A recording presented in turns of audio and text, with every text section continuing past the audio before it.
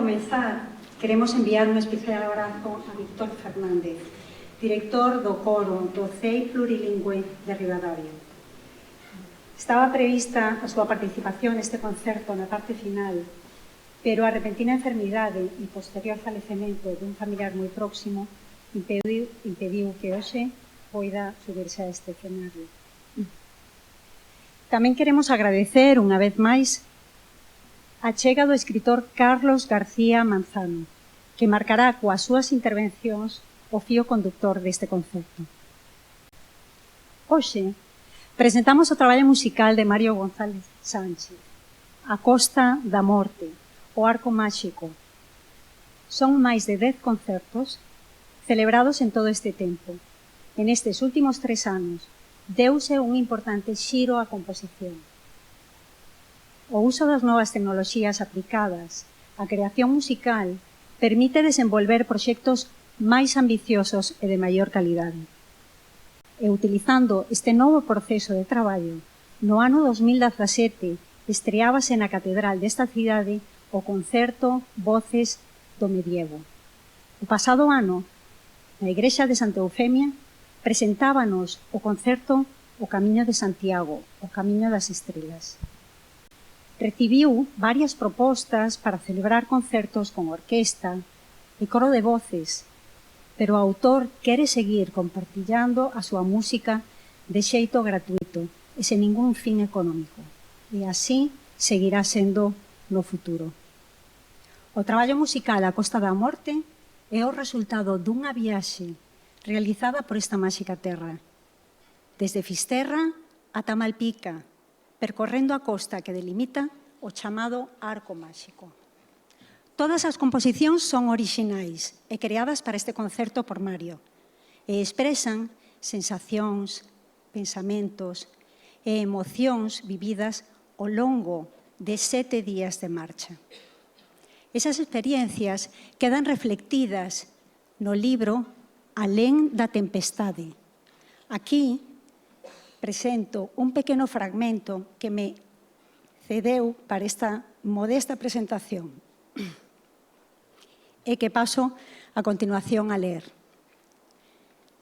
Levo varios días nesta fermosa terra e teño a necesidade de compartir experiencias e emocións que estou a vivir na Costa da Morte. Anoitece e a imaxe que estou a ver é de unha beleza extraordinaria. O sol parece multiplicar varias veces o seu tamaño orixinal. O que hoxe é unha sorprendente imaxe, en tempos dos celtas e outras civilizacións que poboaron estas terras, era un misterio. Aquí, onde se cría que era o final da terra coñecida, o sol desaparecía perdéndose no mar para realizar unha misteriosa viaxe pola terra de Hades ou das desgrazas e volver a aparecer polo leste con toda a súa forza e brillantez. Este fenómeno non tiña explicación posible para aquelas xentes. Crían que durante a ausencia do sol, un barqueiro chamado Charonte viña en busca das almas dos mortos na súa barca de pedra, que de noite convertíase en madeira. Na Costa da Morte hai importantes vestixios de antigos cultos pagáns de adoración ao sol e á pedra. A pedra, que era para os primitivos un símbolo de invariabilidade, a diferenza de outros elementos da natureza que estaban suxeitos a cambios. Esta propiedade, que trascende da precaria calidade humana, que tamén está sometida a este proceso de cambio, morte e desaparición, foi a causa de que fose este elemento motivo de culto e adoración. Aquí existe unha especial relación entre o home e o mar. Sobre as pedras milenarias destes cantís poden verse os efectos devastadores que os temporais van marcando co paso do tempo. Terra de grandes catástrofes mariñas. A xente segue vivindo cos ollos postos nestas augas. Nun lugar chamado Roncudo, o mar móstrase con toda a súa forza e bravura. Nas súas pedras espín os meus sentimentos. Coas mans abertas, levantadas ao ceo, gritei con forza para romper coa miña voz o paso das mareas. Alí podemos desenterrar todos os medos que levamos no noso interior e liberarnos daquelas fantasmas que impiden manifestar a pureza dos nosos sentimentos. Hoxe estamos todos convidados a coñecer, a través das obras musicais que conforman este concerto, un mundo de luces, de sombras, de caricias, de azoutes dos ventos, de voces susurrantes, de tempestade e de calma. Aquí é onde comeza todo, porque todo comeza donde todo acaba. Estamos nun litoral de beleza incomparable, onde o tempo débese e o ambiente aparece cargado de lendas e misterios. Grazas por acompañarnos esta noite. Empezamos a nosa viaxe.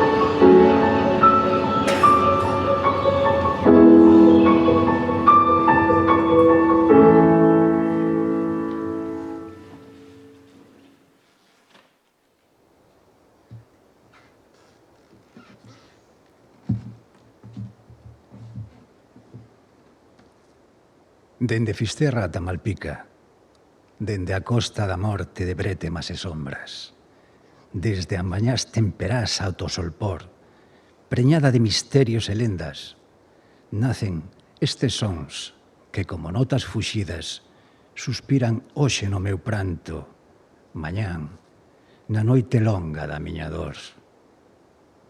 Una vez tuve un clavo clavado en el corazón y yo no me acuerdo ya si era aquel clavo de oro, de hierro o de amor.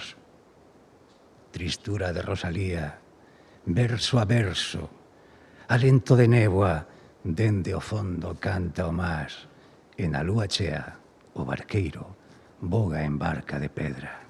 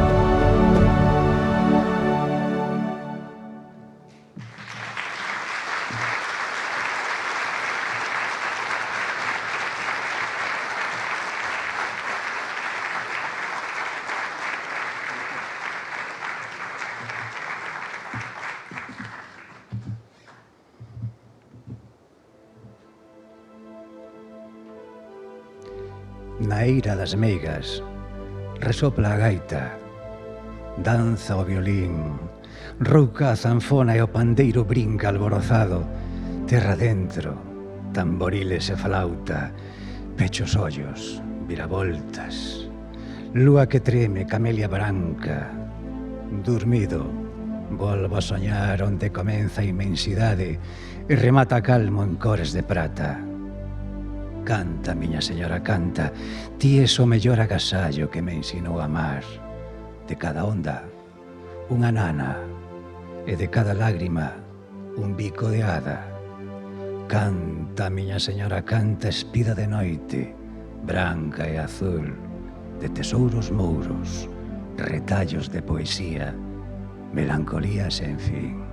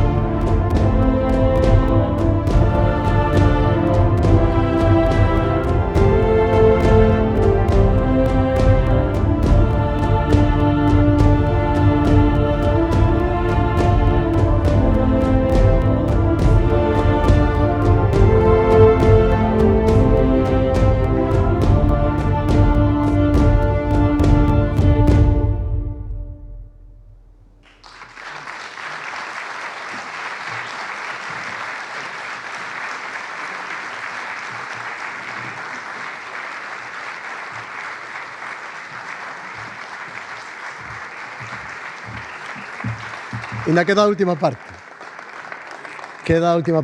Non solo falar sempre, ou nunca solo falar nos meus concertos. Os que me coñecen e os que me siguen saben perfectamente que nunca fixen eso. Pero hoxe é un día especial por moitas cousas. Os que me coñecen saben que levo toda a vida dedicándome á cultura, facendo cousas de forma totalmente gratuita, sin obter ningún rédito a cambio. Hai xente que, repito, que leva colaborado comigo durante moitos anos. E, bueno, hoxe pasaron os acontecementos, entón, hoxe me obrigado a dicir aquí unha cousa, que a comunicaros que me van a publicar, os que sabedes que xa escribín e fui finalista do Premio Planeta, pois hoxe vos comento que hai 2 días que me acaba de comunicar unha editorial que me vai a publicar unha novela. Unha novela que escribín hai 6 ou 7 anos, porque a tiña guardada no baúl dos recordos, e a miña editora, a que conozco de hai moito tempo, me pediu que lle mandase a novela, Ao final, por decidí mandarlle a novela, e ao cabo de 2 días xa me chamou dicíndome que esa novela había que publicala. O día seguinte xa me chamou o director da editorial e me dixo que adiante, que íbamos adiante ca novela, co cal, pois eso, comunicovos que me vai a salir unha próxima novela a principio no primer trimestre. E ademais, como sabedes que nunca cobrei, que nunca fixe nada cando fixen algún acto cultural, nunca obtive ningún beneficio. Os beneficios, falei no camiña editorial, os beneficios desa novela van destinados a unha organización que traballa coas mulleres que son violencia de xénero. E decidín donarlle todos os dereitos. Susana, que está aí, foi a que me digo, estábamos buscando un día unha ONG para poder donar eses dereitos da novela, os réditos que podo ter da venda desa novela, e ela me dixo, pois, as casas de acollida necesitan verdadeiramente diñeiro, porque, bueno, acollen a familias, a mulleres cos seus nenos desplazados, e entón, bueno, pois mira, vamos a destinar, xa nos puxemos en contacto con eles, eles mesmos xa diron o visto bo, co cal tan pronto, de todas formas, cando presentemos a novela, que vai ser a principio de ano, ca editorial, pois estarán presentes tamén a asociación esa, e repito, todos os dereitos serán donados a esa casa de acollida que traballa cas mulleres que foron ou que son vítimas de violencia de xénero. Sigo dicindo que todo o que fago a través da cultura vai ser sempre gratuito, é unha opción personal. Dicía má editora, ahora que eres concelleiro non podes dicir eso, non podes dicir que a cultura é gratis, e dixen, non, é unha opción personal. Eu non necesito, hai xente que ve da cultura, lóxicamente, hai moitos profesionais que digan a escribir, que digan a facer cantidad de cousas, son profesionais e grandes profesionais, eu son un amateur en todo o da cultura, por eso non teño ningún valor de cobrar, e además que é unha opción personal non cobrar nunca nada por o que fago coa cultura. Moitas gracias.